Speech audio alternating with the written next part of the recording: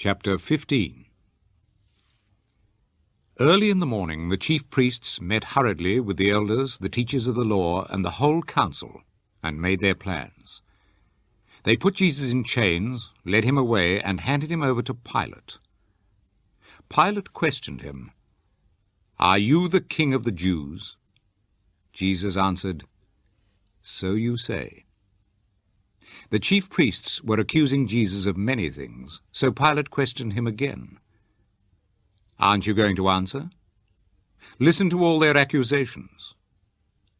Again Jesus refused to say a word, and Pilate was amazed. At every Passover festival, Pilate was in the habit of setting free any one prisoner the people asked for. At that time, a man named Barabbas was in prison with the rebels who had committed murder in the riot. When the crowd gathered and began to ask Pilate for the usual favor, he asked them, "Do you want me to set free for you the king of the Jews?" He knew very well that the chief priests had handed Jesus over to him because they were jealous. But the chief priests stirred up the crowd to ask instead for Pilate to set Barabbas free for them. Pilate spoke again to the crowd. "What then do you want me to do with the one you call the King of the Jews?" They shouted back, "Crucify him!" "But what crime has he committed?" Pilate asked. They shouted all the louder, "Crucify him!" Pilate wanted to please the crowd, so he set Barabbas free for them. Then he had Jesus whipped and handed him over to be crucified.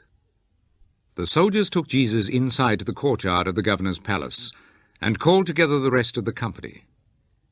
They put a purple robe on Jesus, made a crown out of thorny branches, and put it on his head.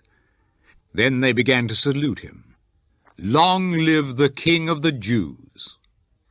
They beat him over the head with a stick, spat on him, fell on their knees, and bowed down to him. When they had finished mocking him, they took off the purple robe and put his own clothes back on him. Then they led him out to crucify him.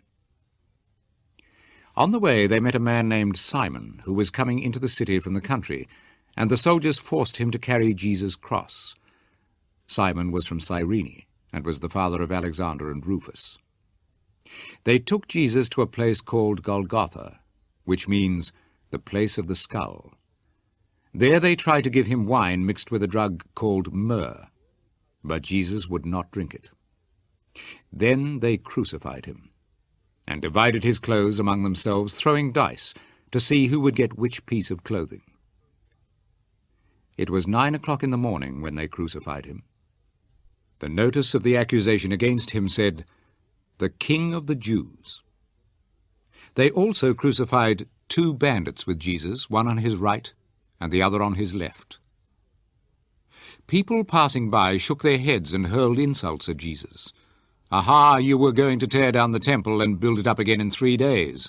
Now come down from the cross and save yourself."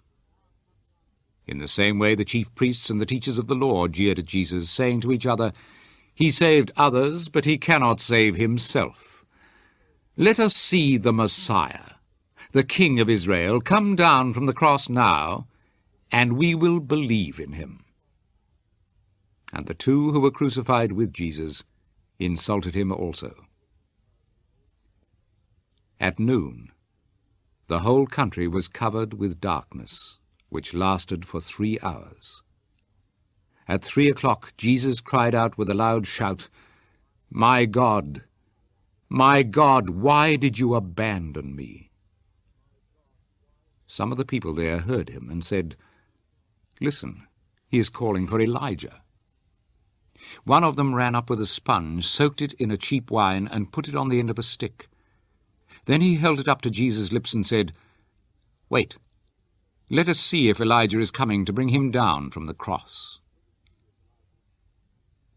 With a loud cry, Jesus died. The curtain hanging in the temple was torn in 2 from top to bottom. The army officer who was standing there in front of the cross saw how Jesus had died. He said, "This man was really the Son of God." Some women were there looking on from a distance. Among them were Mary Magdalene, Mary the mother of the younger James and of Joseph, and Salome. They had followed Jesus while he was in Galilee and had helped him. Many other women who had come to Jerusalem with him were there also. It was towards evening when Joseph of Arimathea arrived. He was a respected member of the council who was waiting for the coming of the kingdom of God. It was preparation day, that is, the day before the Sabbath. So Joseph went boldly into the presence of Pilate and asked him for the body of Jesus.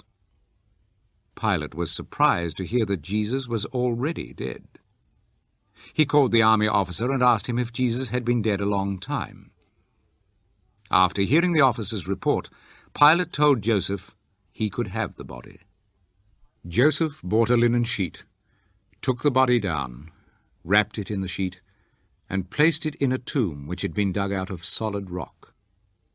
Then he rolled a large stone across the entrance to the tomb. Mary Magdalene and Mary the mother of Joseph were watching and saw where the body of Jesus was placed.